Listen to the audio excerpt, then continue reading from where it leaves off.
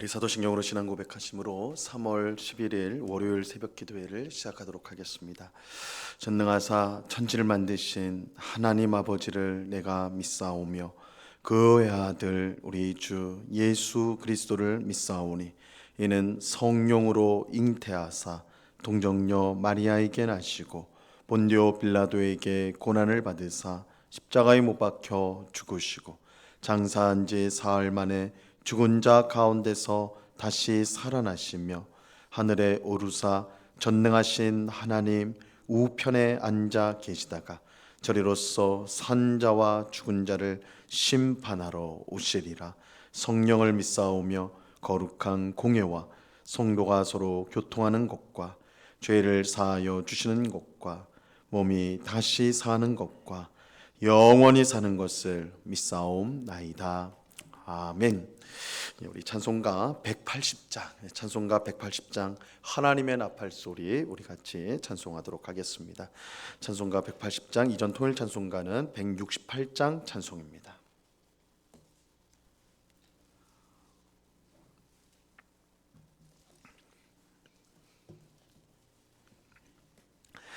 우리 찬송가 180장을 같이 찬송하도록 하겠습니다. 하나님의 나팔 소리 천지 진동할 때에 예수 영광 중에 구름 타시고 천사들을 세계 만국 모든 곳에 보내어 구원받은 성도들을 모으리. 나팔 불 때 나의 이름 나팔 불 때 나의 이름 나팔 불 때 나의 이름 부를 때에 잔치 참여하겠네. 무덤 속에 잠자는 자 그때 다시 일어나 영화로운 부활 승리 얻으리. 주가 택한 모든 성도 구름 타고 올라가 공중에서 주의 얼굴 배우리. 나팔 불 때 나의 이름 나팔 불 때 나의 이름 나팔 불 때 나의 이름 부를 때에 잔치 참여하겠네. 주님 다시 오실 날을 우리 알 수 없으니 항상 기도하고 깨어 있어서 기쁨으로 보좌 앞에 우리 나가서도록 그때까지 참고 기다리겠네. 나팔 불 때 나의 이름 나팔 불 때 나의 이름 나팔 불 때 나의 이름 부를 때에 잔치 참여하겠네. 아멘. 기도하겠습니다. 참 좋으신 아버지 하나님 감사합니다. 월요일 첫 시간 주님을 사랑하는 주의 백성들이 이렇게 한자리에 모여서 찬송하고 기도하며 또한 주의 말씀을 듣는 귀한 은혜를 베풀어 주심을 감사합니다. 주님 하늘로 올라가시면서 내가 다시 오겠다라고 재림을 약속하신 주님, 우리는 다시 오실 예수님을 기다리며 오늘 하루하루를 살아갑니다. 주님이 다시 오실 그때에 온 세상의 나팔 소리가 진동할 때에 우리 각자의 이름을 부르시어 영광스러운 하나님 나라로 또한 들어가게 하실 줄로 믿고 주님 그 날을 사모하고 바라보며 이 땅에서 당하는 우리의 여러 어려움과 고난을 이겨내고 극복하며 또한 세상의 유혹을 이겨내고 오직 주의 뜻대로 살아가는 저희 모두가 되게 하여 주시옵소서.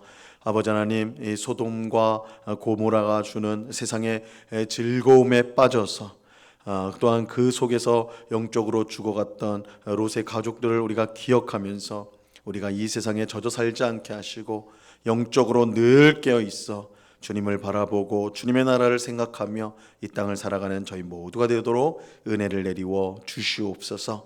아버지 하나님, 우리 마음속에 있는 모든 염려, 근심들을 믿음으로 주님께 맡겨드립니다. 이 새벽에 우리가 많은 기도의 제목이 있으나 그것을 아뢰기 전 먼저는 하나님의 뜻을 구하고 하나님의 나라와 의를 구함으로 하나님께서 우리에게 가장 복된 것을 주신다라는 그 믿음을 먼저 고백할 줄 아는 저희들 되게 하여 주시옵소서. 하나님께서 우리를 사랑하사 언제나 붙들어 주시고 또한 안전하게 하시며 또한 풍성케 하심을 늘 경험하며 살아가는 저희가 되게 하여 주옵소서. 이 시간 주의 말씀을 듣고자 합니다. 성령 하나님께서 밝히 조명하여 주셔서 말씀의 뜻을 잘 깨닫게 하옵시고 이 말씀으로 우리의 믿음이 더욱더 견고해지는 복된 시간이 될 수 있도록 말씀의 귀한 은혜를 내리워 주시옵소서. 감사하며 예수 그리스도 이름으로 기도드리옵나이다. 아멘.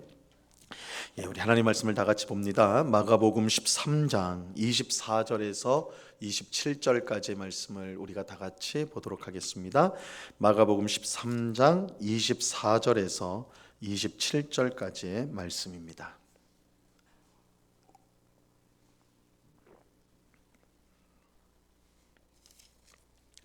마가복음 13장 24절에서 27절까지의 말씀, 우리가 하나님의 말씀을 우리가 한 목소리로 다 같이 읽도록 하겠습니다. 같이 읽습니다. 시작. 그때 그 환난 후 해가 어두워지며 달이 빛을 내지 아니하며 별들이 하늘에서 떨어지며 하늘에 있는 권능들이 흔들리리라. 그때에 인자가 구름을 타고 큰 권능과 영광으로 오는 것을 사람들이 보리라. 또 그때에 그가 천사들을 보내어 자기가 택하신 자들을 땅 끝으로부터 하늘 끝까지 사방에서 모으리라. 아멘.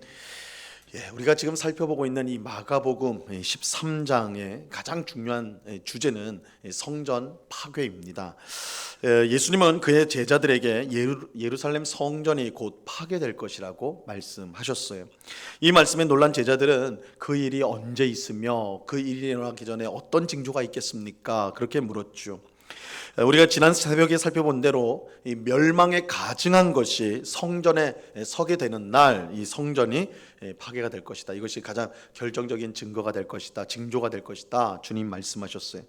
이때가 되면 예루살렘 성 안에 있는 모든 사람은 뒤도 돌아보지 말고 도망을 가야 한다 말씀하셨죠. 왜냐하면 그날은 정말 이 세상이 만들어지고 이후로부터 이렇게 참담한 날이 없을 정도로 아주 참혹한 날이 될 것이기 때문에 멸망에 가증한 것이 성전에 서게 되는 날 무조건 도망가야 된다. 주님께서 말씀하셨어요. 이 예수님의 말씀은 실제로 성취가 되었죠. 주 70년에 로마 군대가 예루살렘에 들어와서 이 성전을 완전히 파괴하였습니다.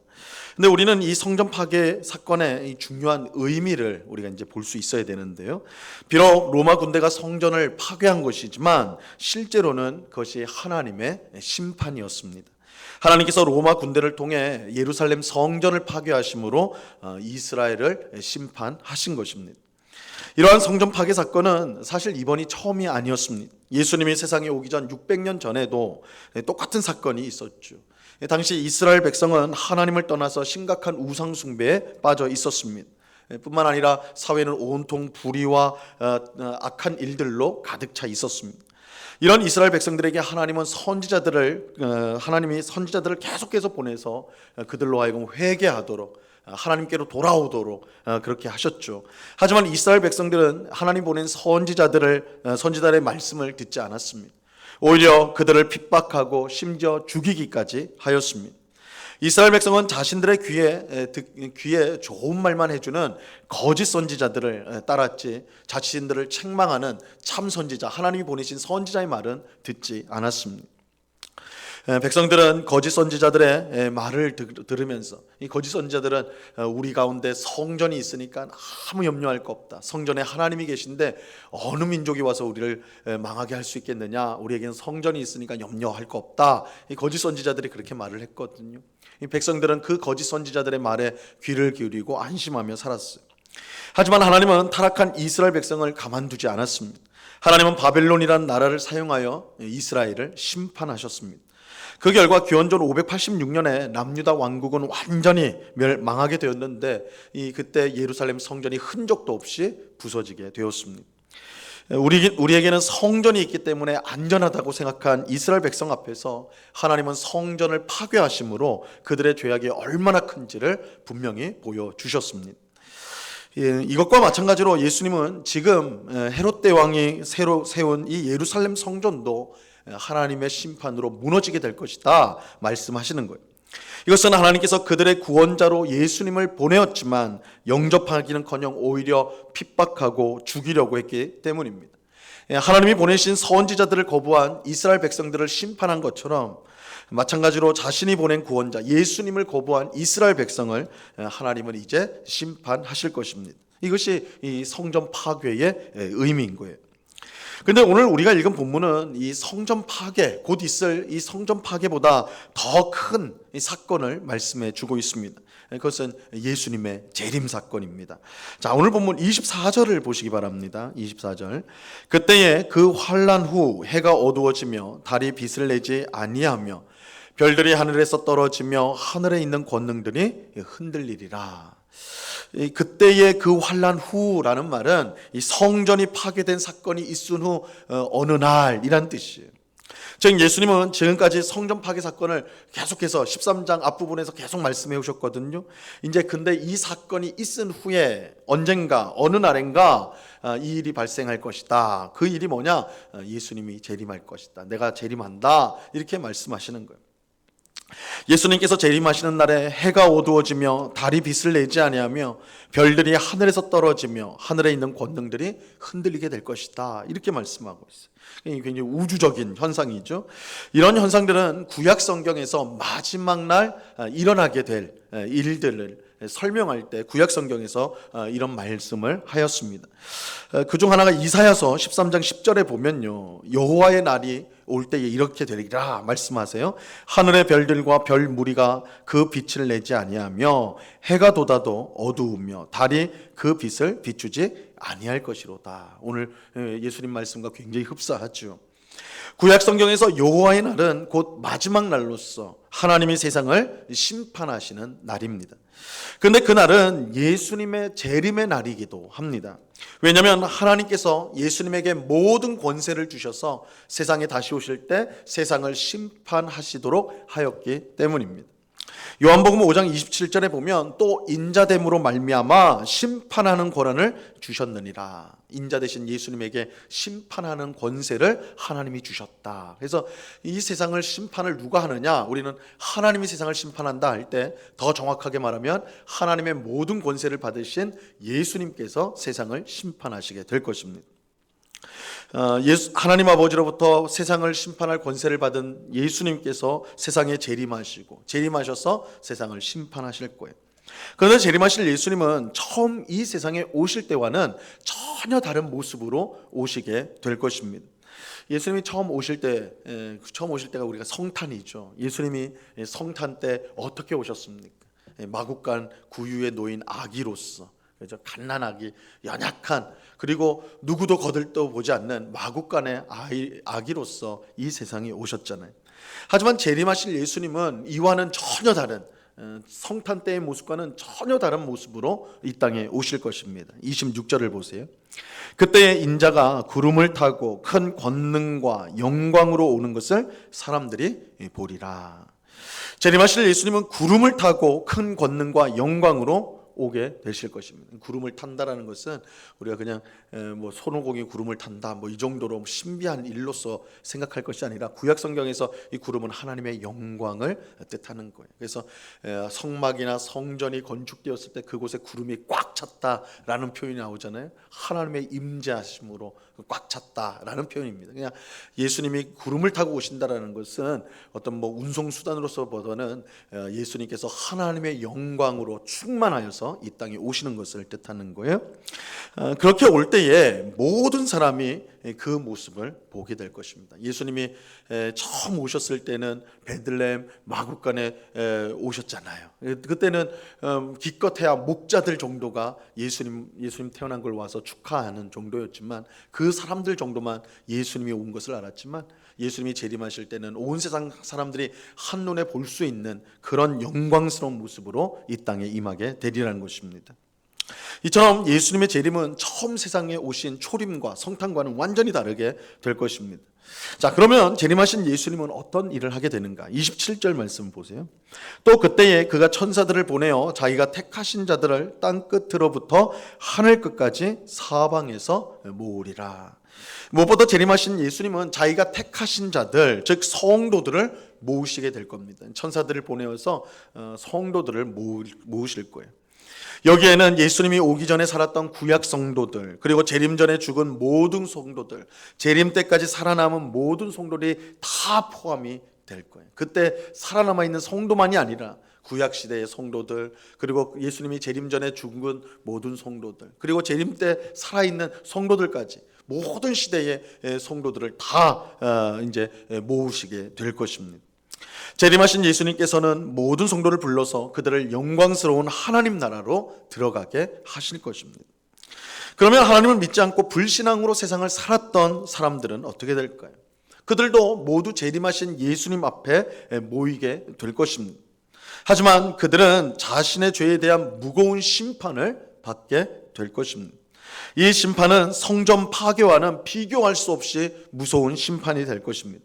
누구도 피할 수 없을 뿐만 아니라 그 형벌이 영원한 지옥의 저주이기 때문입니다.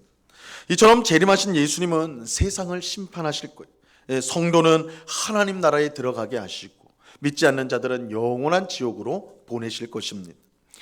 예수님께서 성전 파괴에 대해서 말씀을 하시다가 재림을 얘기하시는 것은 이 두 사건이 하나님의 심판과 관련이 있기 때문입니다. 예수님께서 성전이 파괴될 것을 미리 말씀해 주신 것은 그 날이 올 때 준비하고 깨어 있어서 구원받도록 하기 위함인 것이에요. 곧 성전이 파괴된다, 곧 예루살렘에 심판이 임하게 되는데 너희들이 그때 징조를 보고 얼른 도망쳐서 구원을 받아야 된다, 미리 준비하도록 말씀해 주셨죠. 마찬가지로 예수님이 자신의 재림에 대해서 말씀하시는 이유는 우리 성도가 늘 깨어 있어서 그날을 준비하도록 하기 위한 것입니다. 예수님이 안 오실 것처럼 생각하며 이 세상에 빠져서 이 세상의 쾌락과 즐거움에 염려와 근심에 빠져서 살아가는 그런 어리석음을 범하지 않도록 예수님께서 미리 내가 다시 간다, 이 말씀을 우리에게 알려주신 것입니다. 그러므로 우리는 예수님께서 재림한다는 사실을 항상 잊지 말고 기억해야 됩니다. 그리고 그날이 심판의 날이라는 사실을 우리는 분명히 알아야 돼요. 하지만 그날까지 주님을 사랑하고 주님의 뜻대로 살려고 힘쓴 성도는 그 날이 두려운 날이 아니에요. 예수님이 오시는 날이 심판의 날이지만 우리 성도는 전혀 두려워할 필요가 없습니다.